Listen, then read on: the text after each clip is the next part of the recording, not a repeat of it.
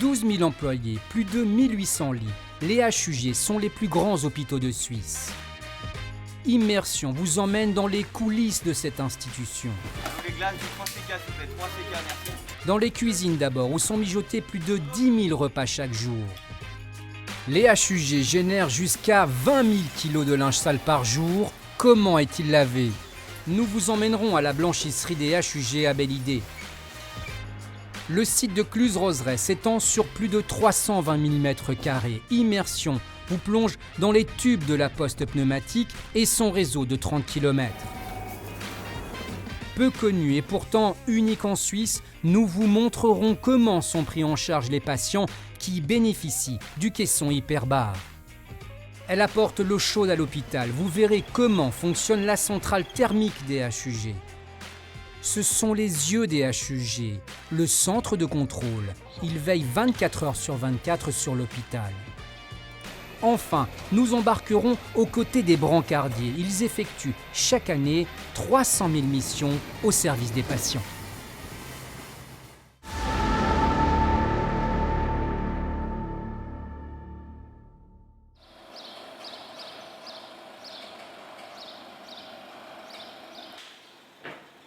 « 6h30, sur le quai des marchandises, les matières premières destinées aux cuisines sont déchargées.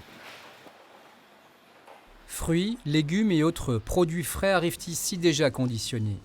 Ils seront cuisinés dans les 48 heures.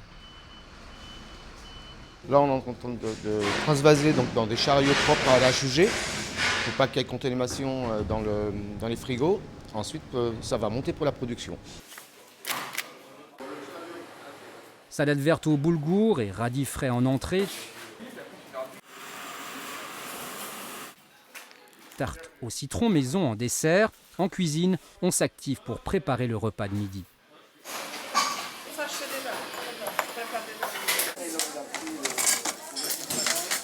À côté, sur la chaîne de production, on dresse les plateaux pour le déjeuner.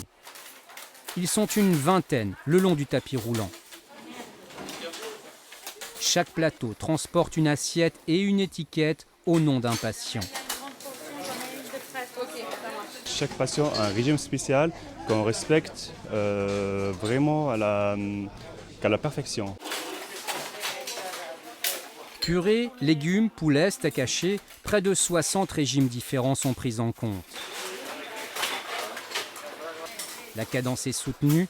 1000 plateaux sont préparés en moins de 1h40 pour chaque service. Les glaces du 3CK, s'il vous plaît, 3CK, merci.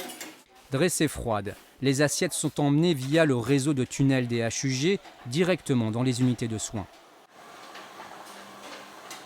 C'est bon. Ça va? Allez, toi. Ces chariots dernière génération réchaufferont automatiquement les repas 20 minutes avant le service. La cuisine de Cluses-Roseraie est aujourd'hui le plus grand centre de restauration hospitalière de Suisse.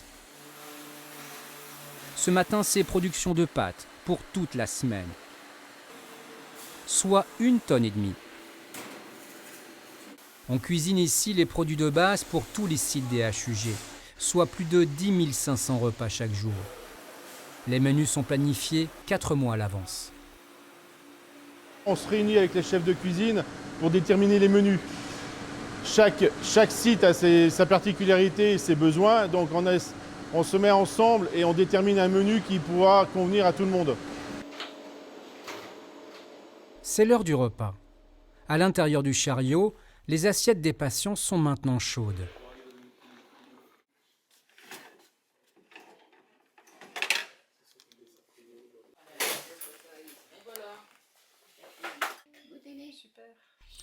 Cette patiente est plutôt satisfaite du repas qui lui est servi. C'est pas des petites patates comme ça, c'est photogénique. Voilà. C'est très, très clean, très bon. C'est bon, c'est bon. Bon, il y a des jours c'est meilleur que d'autres, mais c'est partout pareil.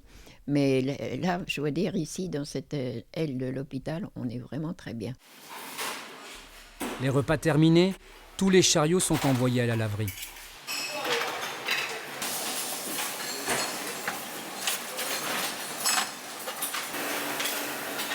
Vaisselle, plateau, couverts, tout est trié.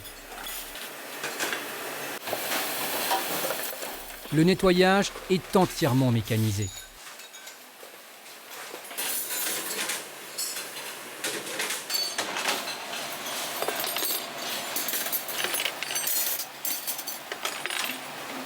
« 10 employés sont chargés de laver plus de 1000 plateaux 3 fois par jour. Un travail difficile, mais essentiel. Il faut y aller, hein. On ne peut pas s'endormir, on n'a pas le temps de s'endormir. C'est un travail assez physique. Ces plats bénéficient aussi aux personnes isolées, grâce à l'institution genevoise de maintien à domicile. Chaque année, près de 3 millions de repas sont cuisinés au HUG.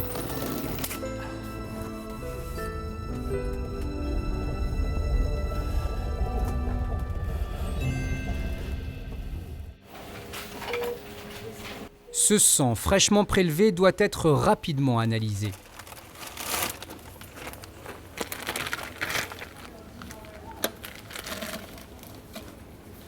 J'envoie des analyses de sang au laboratoire.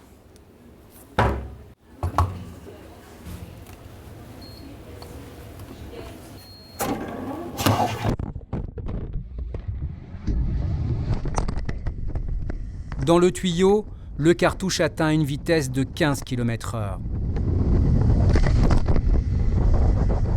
Murs et plafonds de l'hôpital cachent un réseau de plus de 30 km.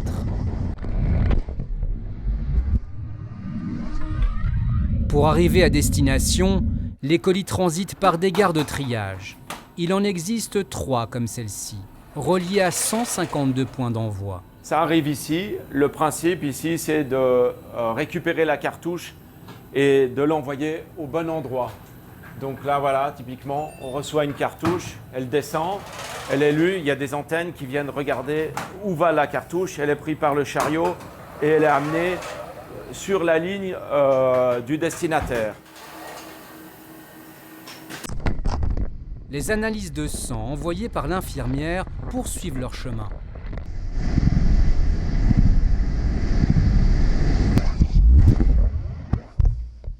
Pour arriver à destination, 2 minutes ont été nécessaires. Je suis en train d'ouvrir les cartouches pneumatiques qui viennent des diverses unités de soins des HUG.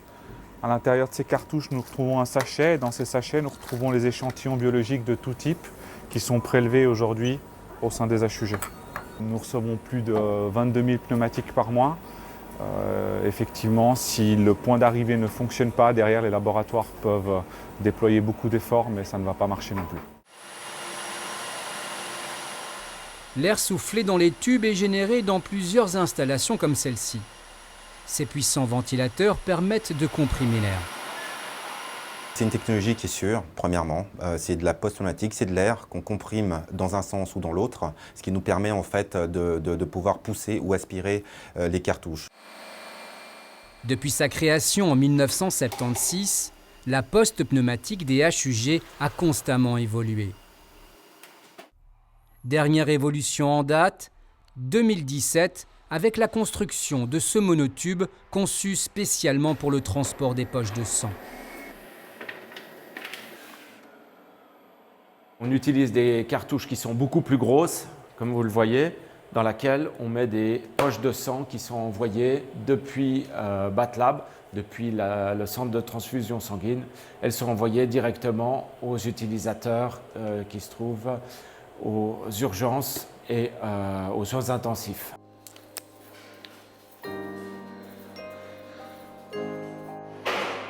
On prend maintenant la direction de la centrale thermique des HUG. Avec une hauteur de 68 mètres, la cheminée de la centrale thermique est un véritable phare dans le quartier. C'est à partir de ce bâtiment construit en 1963 que part l'eau qui chauffe les HUG. À l'intérieur, 3 chaudières. La plus récente, installée en 2008, chauffe seule l'hôpital durant l'été. L'hiver, elle est secondée par l'une des 2 autres, plus anciennes. En cas de problème, elles sont capables de tourner au mazout, mais fonctionnent toute l'année au gaz naturel. L'énergie produite chaque nuit par les chaudières est stockée en sous-sol dans ces 2 cuves d'eau chauffée. Le matin, l'eau surchauffée est envoyée en circuit fermé vers l'hôpital. On a 2 accumulateurs d'énergie qui contiennent chacun 100 000 litres d'eau chaude, d'eau à 170 degrés. Cette eau va servir à chauffer l'eau du robinet, l'eau des radiateurs et produire la vapeur de stérilisation. À l'étage supérieur, la salle des pompes.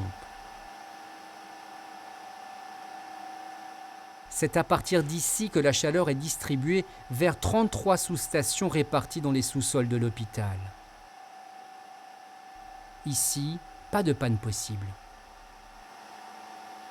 On a 2 pompes par réseau. Il y en a une qui est en service. Si elle venait à tomber en panne, l'autre démarrera automatiquement. On doit garantir que les circuits tournent en permanence et qu'on n'ait pas d'interruption de production.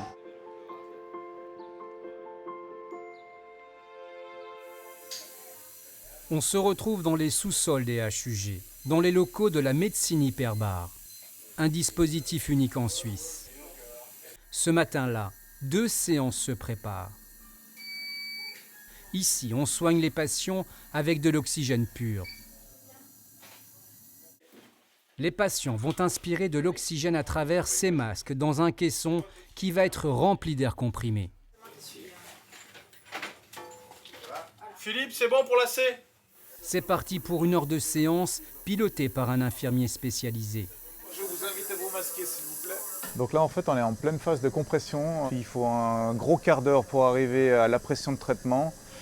Et voilà, pendant tout ce quart d'heure, comme un plongeur sous-marin, les patients sont astreints à équilibrer la pression tympanique en se pinçant le nez, soit en déglutissant, soit en buvant. Voilà, c'est la phase un peu critique en termes de variation de pression. À l'origine, ce caisson a été conçu pour les accidents de plongée, mais pas seulement.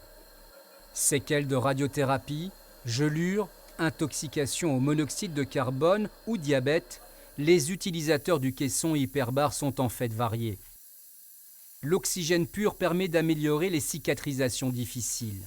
Les hormones de croissance et la cellule vont dégager des enzymes et des hormones qui vont permettre la croissance et essentiellement la croissance des vaisseaux sanguins, des micro-vaisseaux. C'est l'effet recherché, c'est un effet métabolique qui va permettre de redonner une vascularisation. C'est bon pour la C, messieurs. Voilà, messieurs, dames, tout s'est bien passé?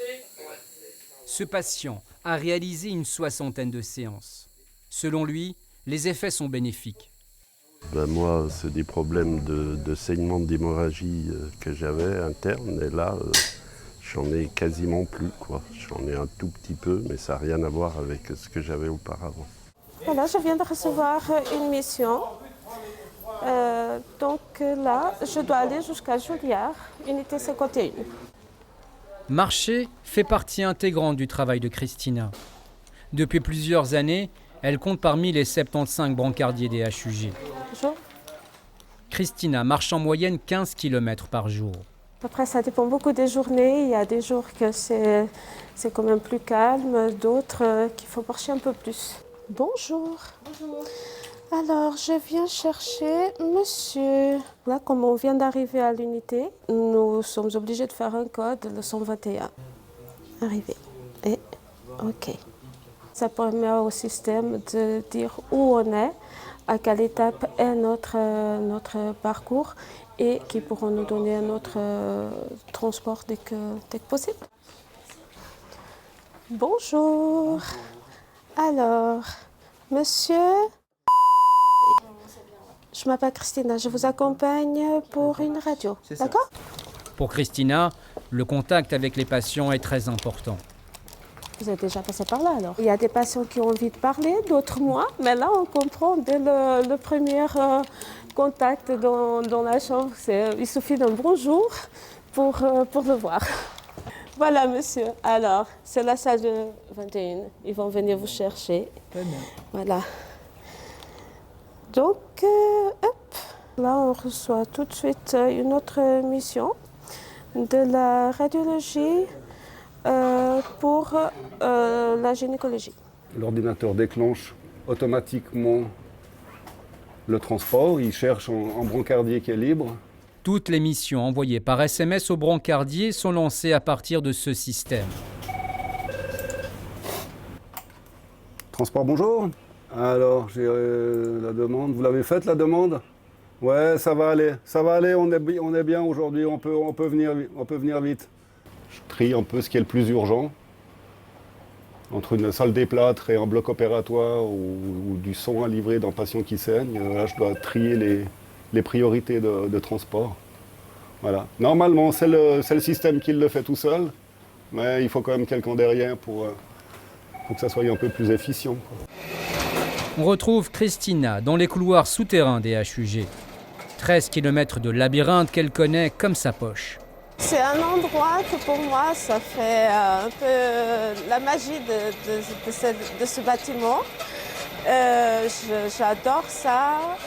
C'est assez pratique puisqu'il y a beaucoup de déplacements de patients et puis tout le matériel qui peut passer. Donc il faut juste être très attentif tout le temps. Voilà, j'avance. Ah, ça continue. Donc à cette heure-ci, c'est l'heure de charrier au repas. Voilà. Donc c'est un endroit que bon, il y a un petit peu de bruit, un peu de vibration, mais les patients ils trouvent ça un peu spécial.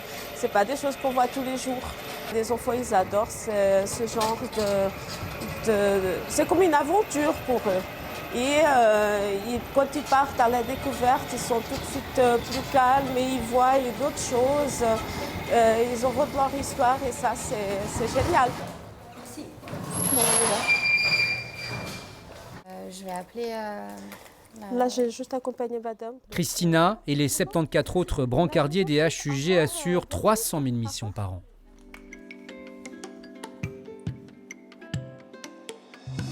Loin du centre-ville, à Belle Idée, on peut trouver la blanchisserie des HUG.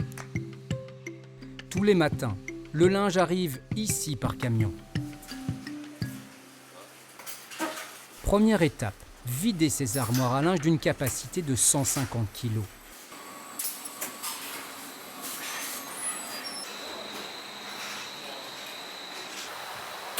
À l'étage, des collaborateurs trient le linge. Une fois trié, il est stocké dans ces baluchons en hauteur.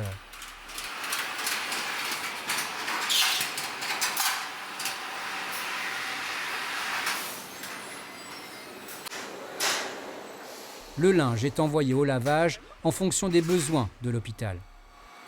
Il ne faut pas que ça manque, il faut envoyer un peu partout, quoi. Donc l'idée, c'est d'avoir des linges de tous les articles. Voici les machines à laver. 2 tunnels contenant 15 compartiments. Le linge est lavé en 30 minutes.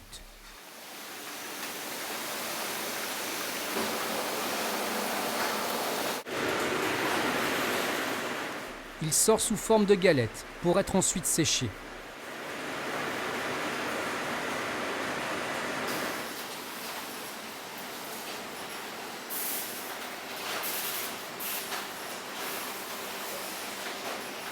Les pièces de petite taille sont placées dans ces machines. Le travail est ici physique et répétitif. Et rester toute la journée debout, sans bouger.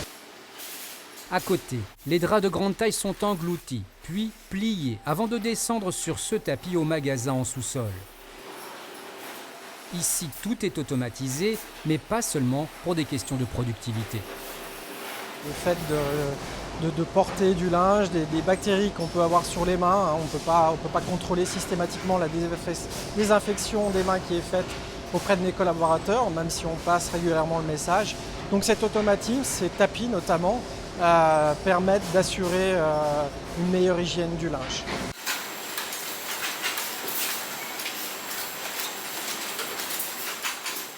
Les employés travaillent la plupart du temps debout. Le linge est systématiquement contrôlé.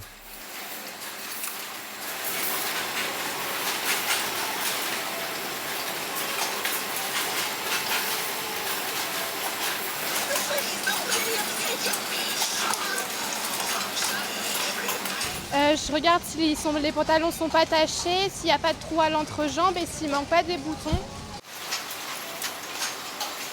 Les blouses sont emmenées dans ce tunnel pour subir un défroissage vertical. L'usine ne peut se permettre une panne. Elle fonctionne à flux tendu. Au niveau des équipements, on a une redondance qui fait que si on a une panne éventuelle d'un équipement, on peut switcher rapidement sur un deuxième et mettre 2 équipements en place le cas échéant. Fin de parcours du linge, le magasin. Tout est propre et prêt à repartir vers les unités de soins des HUG. Plus de 80 tonnes de linge sont lavées ici chaque semaine. Le centre de contrôle, ce sont les yeux des HUG. Je vous ouvre. Bonne journée. Sur ces écrans arrivent tous les problèmes ou les alarmes qui se déclenchent à l'hôpital. Oui, bonjour, j'écoute. Oui, bonjour, je suis bloqué dans un ascenseur. Ok, est-ce que tout va bien? Est-ce que vous êtes tout seul? Oui, je suis tout seul, il n'y a pas de problème. Il n'y a pas de personne. Par contre, il faudrait me libérer. Voilà, est-ce que vous êtes dans quel ascenseur, monsieur? Je suis dans le 82. Ok, alors restez en ligne, je vais alarmer Schindler. Alors là, je prends le programme e-alarme et je vais envoyer un message personne bloquée dans un ascenseur, le numéro 82. Je déclenche l'alarme pour que Schindler leur sauve sur leur Natel et intervienne au niveau des personnes bloquées. Une fois que Schindler, nous on reste en ligne, le temps que Schindler arrive. Dès qu'on entend que la personne est prise en charge par Schindler, on demande si tout va bien et on raccroche. Vous êtes toujours là, monsieur? Oui, je suis toujours là. Alors Schindler va pas tarder à arriver. Ok, très bien, je les attends, merci. On reste en ligne. J'entends que Schindler est là, c'est tout bon? Oui, les portes se sont ouvertes. Nickel, merci beaucoup. Bonne journée. Merci. Elle est où cette alarme? 24 heures sur 24, 3 employés surveillent à partir d'ici les installations électriques des bâtiments, entrée de parking, ascenseur et alarme incendie. Allez-y, bonne journée. Ici, le travail des employés varie beaucoup entre la journée et la nuit. La journée, donc, on récupère les informations au centre de contrôle et on dispatche vers les différents ateliers. Par contre, effectivement, la nuit, à partir de 18h, la nuit et le week-end, on récupère les informations et on intervient. Bon après-midi.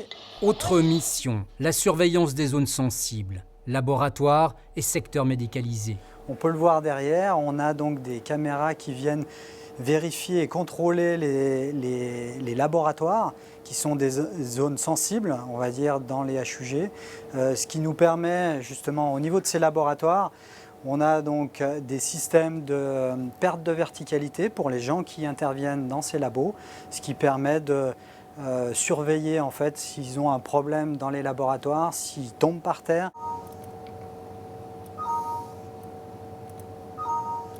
Grégory est depuis décembre dernier l'un des 17 employés du centre de contrôle. Beaucoup ont une formation d'électricien, mais ils deviennent polyvalents, un métier de touche à tout que Grégory apprécie. Vraiment, on va travailler sur tout ce qui est technique, toutes les techniques qui peuvent exister. Ventilation, électricité, plomberie. Oui, bonjour, j'écoute. Le centre de contrôle n'a jusqu'ici jamais été confronté à un incident majeur. Il réalise chaque année près de 4800 interventions.